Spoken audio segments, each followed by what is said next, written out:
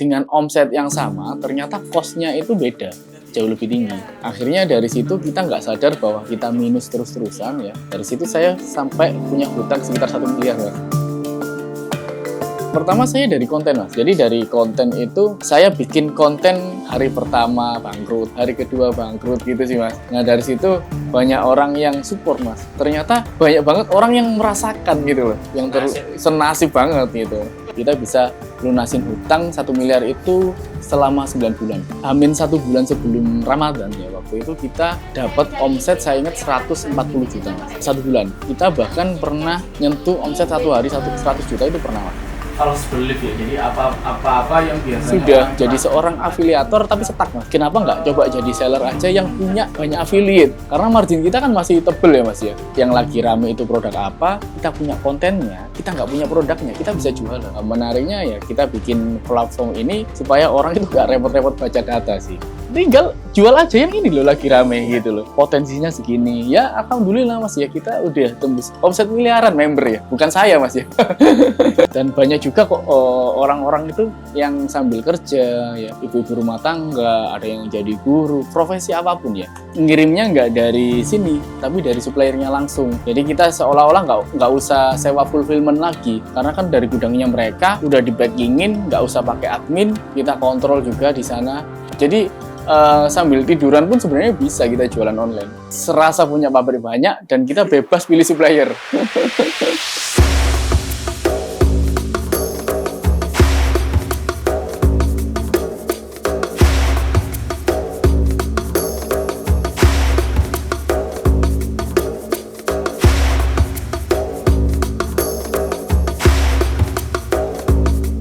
Assalamualaikum, perkenalkan saya Asmi, founder dari anekadropship.id. Kita bertepatan di Jombang, Jawa Timur. Jadi awalnya saya dulu itu seorang digital marketer, Mas. Dari tahun 2013. Waktu itu di awal itu saya jualan melalui Google Ads, Mas. Waktu jualan ayam pertama kali ya. Usia waktu itu masih sekitar 14 atau 15 tahun gitu saya. Sudah jualan melalui internet ya.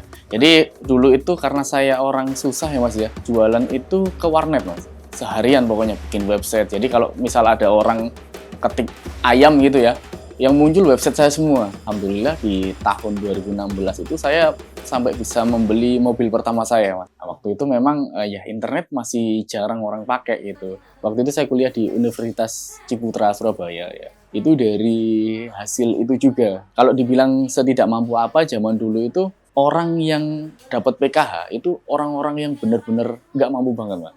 Kalau zaman sekarang kan mungkin orang udah punya motor, udah rumahnya bagus itu masih dapat, Mas. Tapi kalau zaman dulu nggak, Mas. Saya itu kan yatim sejak SD, Mas ya. Ibu saya menyambung hidup itu bekerja sebagai tukang masak di suatu SD, Mas ya.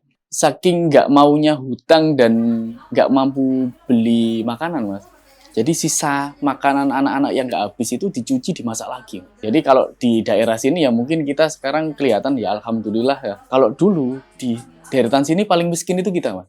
Iya, mungkin orang nggak bakal kira gitu loh. Tapi kalau ditanya historinya, tetangga semua pasti udah kenal sama saya dari seminus apa dulu. Ya nggak mau gimana lagi, Mas. Adanya cuma itu ya. Kita fight aja ya. Nah, karena keterbatasan tadi kan saya berpikir gimana caranya kita bisa jualan tapi nggak ada modal gitu loh. Istilahnya kalau sekarang affiliate lah. Kalau saya dulu affiliate-nya ayam, Mas gitu. Nggak lulus juga karena dulu ya memang saya dulu masih mindset-nya itu masih terbawa mindset miskin, Mas. Nggak mau belajar gitu loh. Diajarin orang itu istilahnya alah bacot gitu loh, Mas. Karena saya mikirnya gini dulu itu, dosen aja nggak bisnis kok ngajarin kita bisnis gitu loh. Padahal ya siapa aja yang mau ngajarin, belum tentu orang yang bisnis bisa ngajarin kan. Gitu. Nah itu mindset yang keliru saya juga sih. Udah miskin nggak mau nerima ilmu gitu loh. Makanya saya memutuskan untuk nggak sampai lulus dulu. Kita fokus di jualan online ya, Mas. Sejak di era orang jualan online itu sentimennya buruk, Mas. Jadi kalau misalnya nih orang tanya ya di luar sana, Masnya kerja apa gitu? Saya jualan online gitu. Oh kayak emak-emak itu ya gitu, jualan daster. Nah jadi sangat buruk banget dulu bisnis online. Kalau sekarang mungkin orang cita-citanya jualan online semua ya. Kalau dulu ya mending kerja di kantor meskipun gaji 1 juta daripada jualan online. Di era COVID itu ya, saya setelah jualan pomade itu saya ada investor mas, teman saya sendiri. Nominalnya nggak banyak sih, kira-kira 30 jutaan lah waktu itu ya. Nah dari situ ya, karena nggak punya ilmunya mas, akhirnya saya ambil barang aja ya secara random. Waktu itu di daerah saya itu memang sentral pengrajin dompet sama tas ya. Saya ambil banyak. Saya kira dompet itu kalau di Shopee kan harganya waktu itu 15.000 ya mas. Di sini itu harganya 3.000. Nah saya kira ketika kita dapat harga yang murah ya, itu pasti laku mas. Ternyata duit itu kita habiskan setengah langsung untuk ambil barang. Akhirnya dead stock gitu ya. Jadi nggak ada yang laku ya, meskipun kita jual 5 ribuan ya, plus packagingnya yang bagus itu hardbox ya, itu tetap nggak laku mas gitu. Nah akhirnya kita coba jualan baju. Kita ambil baju bekas dari daerah Jakarta ya. Alhamdulillah ada progres dikit-dikit mas. Tapi kita hitung sih kalau sehari dapat 100 ribu ya nggak dapat. Padahal kita ada nanggung karyawan ya. Akhirnya di situ kita coba cara yang lain ya. Waktu itu kita sudah mulai, saya sudah nge-live di tahun itu mas. Ada penjualan dikit-dikit tapi ya untuk hidup aja nggak cukup. Sisa 5 juta waktu itu. Akhirnya kita coba jual gambar. Jadi jual gambarnya itu kita ambil dari Shopee, kita jual di Facebook Marketplace. Kita jualan palu gada ya. Dulu saya ingat headset TWS gitu ya. Harganya di Shopee itu harga 25, kita jual di Facebook Marketplace harga 55. Itu mulai ada penjualan mas. Jadi sehari mungkin bisa 10 paket ya. Waktu itu COD itu baru ada kantor pos mas. Ada titik baliknya saya bisa balikin duit investor itu waktu saya nemu winning produknya itu lampu. Asal posting aja ya, comot gambar dari Shopee, harganya waktu itu 9 ribuan mas. Kita jual di Facebook Marketplace itu harganya 18 ribu. Ternyata orang beli download itu nggak mungkin beli satu mas, karena satu rumah aja minimal 4 kan sudutnya. Nah dari situ banyak banget kita dapat klien pemborong, kontraktor. Akhirnya dari situ ordernya mulai banyak, cari tahu di Shopee ini lokasinya di mana sih. Nah dari situ saya kenal sama importir mas. Kita omset 1 bulan masih bisa nyentuh 50 jutaan mas. Cuman ya dari situ kita ada problem sama investor saya ya, teman saya, karena saya nggak mau kehilangan teman saya juga.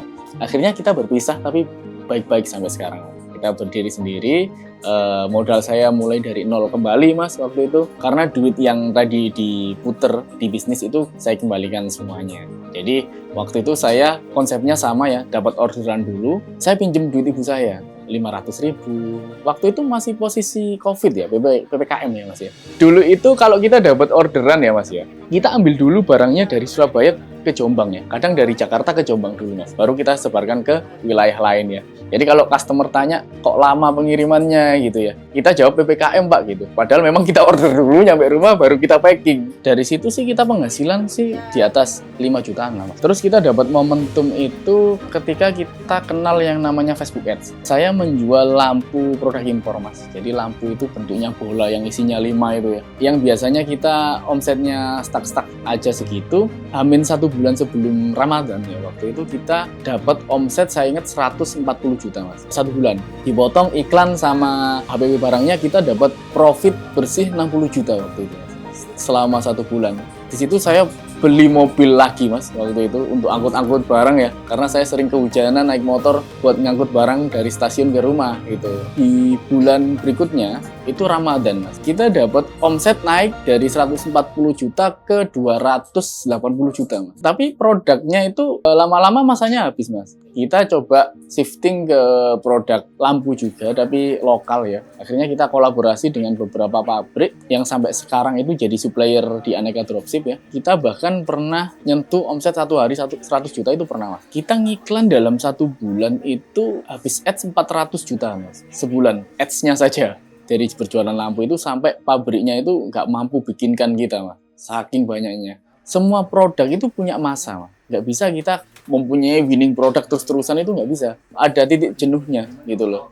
Seviral apapun produknya, seviral apapun orangnya, ya kan, semua produk pasti ada masanya. Nah, waktu di tren menurun itu ya, saya berusaha untuk mempertahankan omset saya demi bisa menggaji karyawan-karyawan saya. Dengan omset yang sama, ternyata cost-nya itu beda, jauh lebih tinggi. Akhirnya dari situ kita nggak sadar bahwa kita minus terus-terusan ya. Dari situ saya sampai punya hutang sekitar 1 miliar, Mas. Hutangnya itu rata-rata di supplier, Mas. Juga ada sedikit hutang riba juga ya. Nah, itu yang saya yakini sampai sekarang, mungkin itu teguran dari Allah juga, Mas. Kalau kita harus menjauhi larangannya meskipun sekecil apapun gitu sih. Imbasnya ke hal yang lain gitu. Ya, contohnya kadang kita meskipun punya duit, sering cekcok sama keluarga. Itu waktu bangkrut saya kondisi istri saya hamil anak kedua, Mas. Sedih lah pokoknya, Mas. Di jalan kita kehujanan gitu ya, udah nggak ada mobil lagi gitu ya. Semuanya udah dijualin kayak gitu. Karena sudah pernah susah ya, akhirnya ya udah terbiasa sih untuk menjalani kembali gitu. Nah, dari situ saya belajar ternyata produk itu nggak bisa kita terus-terusan pertahankan. Seller lokal itu kalau jualan ya, produk winning ya itu diterus-terusin, Mas. Nggak mau berganti lagi. Padahal kita kenal beberapa seller China ya, itu 1 bulan sekali dia bisa keluarin 50-an SKU baru. Dan afiliator sekarang pun jauh lebih senang jualan produk China daripada produk lokal. Titik baliknya kembali itu jualan online kembali, Mas. Sambil saya ngonten ya waktu itu ya. Dibilang bangkrut itu kita masih omset di atas 400 juta, Mas. Cuman secara cash flow kita minus. Gitu sih, kalau misalnya diterus-terusin. Makanya kita meraba-raba cara baru, sama meraba-raba produk baru gitu ya, sambil saya konten waktu itu. Pertama saya dari konten, Mas. Jadi dari konten itu saya bikin konten hari pertama bangkrut, hari kedua bangkrut gitu sih, Mas. Nah dari situ banyak orang yang support, Mas. Ternyata banyak banget orang yang merasakan gitu loh, yang senasib banget gitu. Bahkan dulu saya di sini ya, saya buka konsultasi gratis itu, orang yang kesini sampai nangis-nangis, punya utang 7M, 10M. Ternyata kita masih kecil banget, Mas, gitu, dibanding orang-orang yang saya temui. Kok lama-lama banyak banget, saya nggak mampu. Akhirnya kita coba berbayar, Mas. Dari situ saya dapat duit 100 juta pertama lagi, Mas. Udah bangkrut ngajarin orang, Mas. Tapi ternyata setelah dipakai ya, orang-orang yang belajar itu kepake juga ilmunya, Mas. Karena basic digital marketing kan ya itu-itu aja sebenarnya. Dari situ perlahan saya menemukan banyak celah, Mas. Jadi di situ ada orang punya produk nggak bisa jualan. Coba kita olah, jualan ya, dari situ kita dapat keuntungan ya. Keuntungan yang besar itu dari keuntungan produk-produk tadi sama kolaborasi-kolaborasi itu kita bisa lunasin hutang 1 miliar itu selama 9 bulan. 9 bulan lunas. Karena kita basicnya pengusaha ya, Mas ya. Pengusaha itu kan harus ngerti hukum supply and demand. Nah dari situ saya lihat banyak banget rasionya itu lebih dari 80% murid saya itu nggak jalan. Saya gali kenapa kok nggak jalan, ternyata problemnya saya bingung mau jualan apa. Kebetulan kan saya punya banyak relasi waktu dulu ya, Mas ya, jualannya dari pabrik, importir gitu kan. Kemudian kita juga banyak murid offline ya, belajar di kita ya, digital marketing itu kan juga banyak pabrik juga, Mas. Kayak pabrik Maklon dan lain sebagainya ya. Itu juga kesulitan cari customer. Padahal harganya juga kompetitif banget. Akhirnya dari situ kita pertemukan. Tapi bukan platform ya waktu itu ya. Jadi kita by WA. Konsepnya itu siapa yang mau jualan, keep dulu. Waktu itu kalau nggak salah kita start dari 100 ya. Kamu harus bayar 100 piece dulu, kita simpen gitu ya. Tapi di situ masih banyak yang keberatan, kita turunkan ke 20, Mas. Kita nego sama suppliernya. Sistemnya dropship, Masnya bayar dulu ke 20 piece ke saya, nanti kalau ada orderan saldonya kita potong.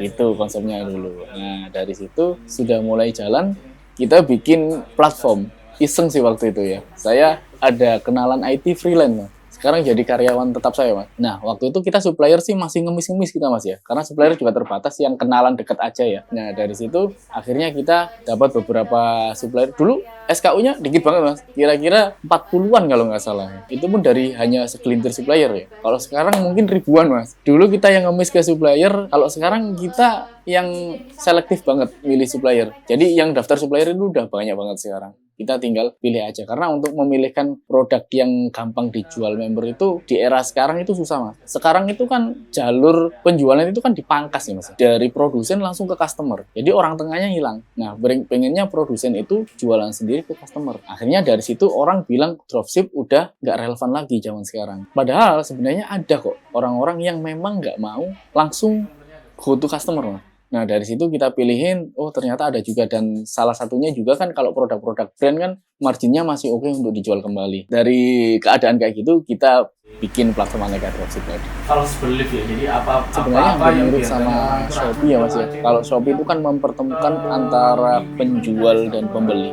Kalau Aneka Dropship itu pertemukan antara pabrik dengan penjual. Dulu itu sempat kita gratiskan Mas untuk membershipnya. Tapi dari situ karena gratis ya orang-orang itu nggak niat Mas untuk jualan gitu. Dan kita malah membuang tenaga untuk orang-orang yang sebenarnya nggak minat untuk bisnis. Akhirnya di situ kita kasih membership ya. Ya meskipun sekilas ada duitnya Mas, tapi duit itu kita kembalikan ke member lagi. Jadi kita bakar untuk update fitur-fitur terbaru di Aneka Dropship. Kita dapat duitnya dari mana ya? Dapat duit kita itu ketika member sukses Mas. Kalau nggak sukses kita nggak dapat duit. Karena kan kita dapat duitnya dari packing ya Mas ya. Packing sama selisih barangnya itu ya namanya kita tagline-nya satu-satunya platform yang marginnya tebal, masa kita ambil untung segede-gedenya kan dari mana gitu loh. Duit itu hanya side effect Mas dari ketika kita bisa kasih value ke orang lain. Yang saya pikirkan sekarang gimana caranya orang itu bisa cuan dari bisnis online ya tanpa perlu melewati fase seperti saya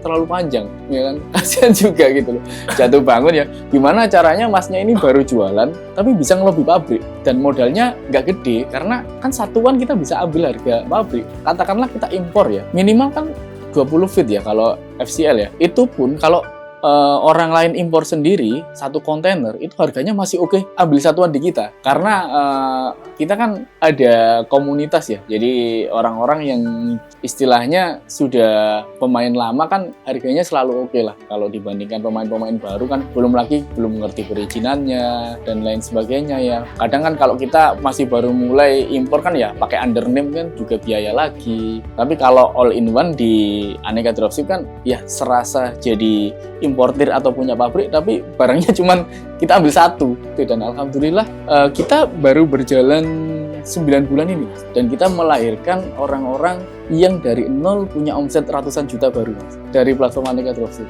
Kita sih ada, kalau ratusan juta sih udah di atas 10 sih Mas ya. Tapi kalau puluhan juta udah banyak banget karena kita sekarang udah ada 3.500 member. Kalau bicara rasio sih ya, kita memang nggak bisa paksakan semua orang jadi pengusaha Mas. Tapi seenggaknya kalau kita bilang teorinya Robert Kiyosaki ya, ada cash flow quadrant ya. Gimana caranya gitu kita shiftingkan orang itu dari employee ke self-employed Mas gitu loh. Meskipun dia nggak meninggalkan pekerjaannya. Pengennya sih kayak gitu. Dan banyak juga kok orang-orang itu yang sambil kerja, ya, ibu rumah tangga, ada yang jadi guru, profesi apapun ya. Mungkin biasanya itu ada juga yang sudah jadi seorang afiliator tapi stuck Mas. Kenapa nggak coba jadi seller aja yang punya banyak affiliate? Karena margin kita kan masih tebel ya Mas ya. Ya ada yang HPP-nya 18.000, kalau di TikTok jualnya 59.000, dan itu produknya insya Allah kita pilihkan yang winning banget Mas. Jadi beberapa itu ada yang memang start 1 hari, 2 hari itu sudah menghasilkan penjualan hanya upload, belum dijual, itu sudah bisa laku. Selain kita sediakan produknya kan kita juga ajarin Mas. Jadi di situ ada course-nya juga, dan yang menarik itu kita ada grup private-nya Mas, one on one. Satu member, satu customer success namanya kita bilangnya ya. Jadi customer success itu gajinya akan dapat insentif itu ketika si member ini penjualannya naik Mas. Bahkan kalau nggak naik di bawah 20% kita potong gajinya. Makanya kita selalu berpikir keras ya. Saya cari mentor, saya tanya AI, gimana caranya member ini bisa jalan. Saya baru tahu ya, kemarin di YouTube-nya Ferry Irwandi Mas. Dia itu kan kuliah marketing di US ya. Ternyata marketing itu bicara tentang data, bukan tentang konten yang menarik, tentang ini itu ya. Challenge-nya untuk UMKM itu buta data, Mas. Nggak ngerti produk yang lagi rame itu apa, kayak gitu ya. Demand itu lagi butuhnya apa, gitu. Padahal konsep bisnis itu kan, Masnya butuh apa nih? Tak carikan mau nggak? Itu kan udah pasti jadi duit. Tapi kalau kita startnya dari produk dulu, kayak saya dulu ambil dompet itu ya, kita kan muter cari siapa yang mau beli dompet. Kayak Masnya nggak lapar, terus kita kasih makanan ya nggak dimakan kan. Kemudian challenge-nya itu di produk. Karena kan sekarang ya semua orang produsen ya, pengennya itu jadi seller langsung. Untuk memilih produk ini, ketika kita nggak punya networking yang bagus ya, modal gede pun sekarang bukan jadi jaminan Mas ya. Karena sekarang itu siapa yang tahu datanya, siapa yang tahu celahnya, itu yang jauh lebih menang daripada orang yang punya duit. Sekarang kita katakanlah punya nih agunan ya, kita gadekan ke bank misalnya 500 juta gitu. Belum tentu kita bisa jalan. Karena online itu yang dijual kan konten Mas, bukan produk. Ya kan? Meskipun kita nggak punya modal, tapi mengerti datanya produk apa yang lagi winning, yang lagi rame itu produk apa, kita punya kontennya, kita nggak punya produknya, kita bisa jualan. Nah, menariknya ya kita bikin platform ini supaya orang itu nggak repot-repot baca data sih. Tinggal jual aja yang ini loh lagi rame gitu loh. Potensinya segini. Ya alhamdulillah Mas ya, kita udah tembus omset miliaran member ya. Bukan saya Mas ya. Kalau bisnis sih ngikut aja sih Mas ya.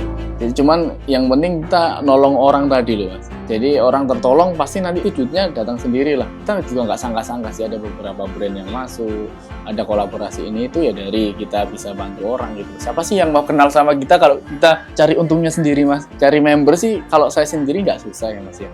Yang susah itu challenge-nya adalah bikin orang ini sukses gitu loh. Karena kan nggak semuanya itu by teknik ya Mas ya. Kita harus nata mindset-nya juga. Yang lama kan di situ gitu.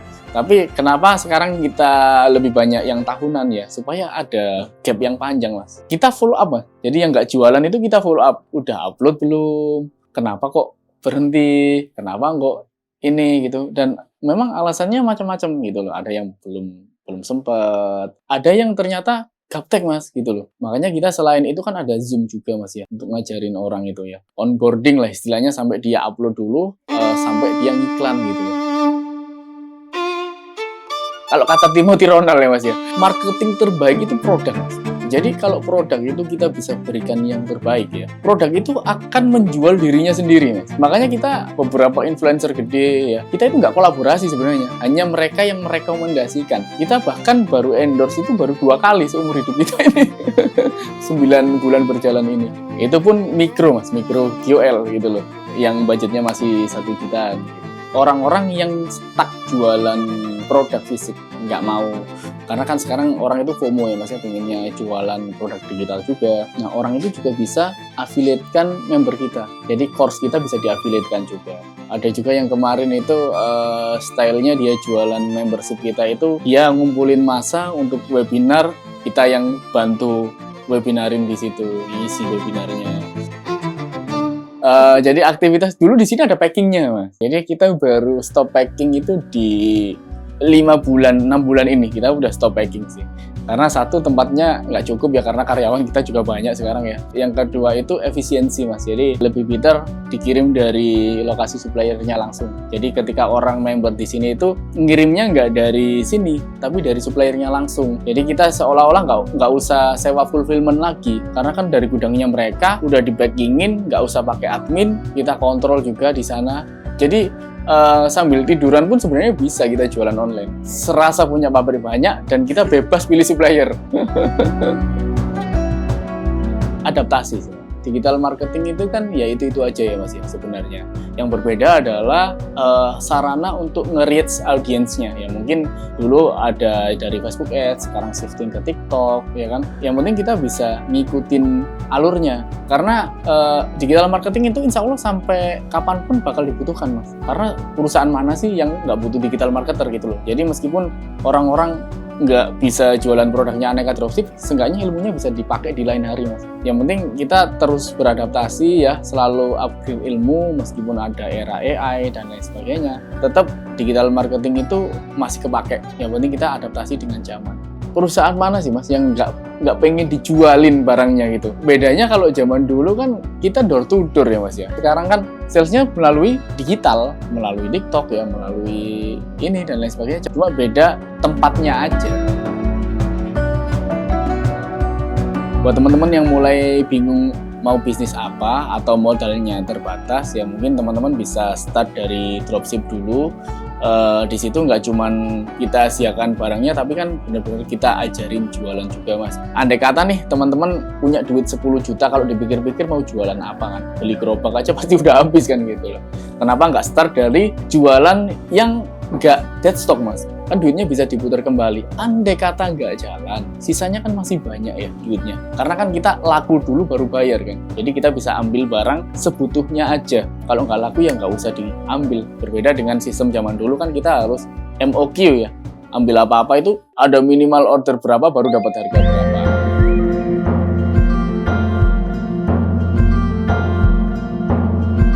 Saya Azmi, founder dari Aneka Dropship. Silahkan kepoin kita di link deskripsi ini atau teman-teman bisa mampir di Instagramnya anekadropship.id. Terima kasih. Wassalamualaikum warahmatullahi wabarakatuh.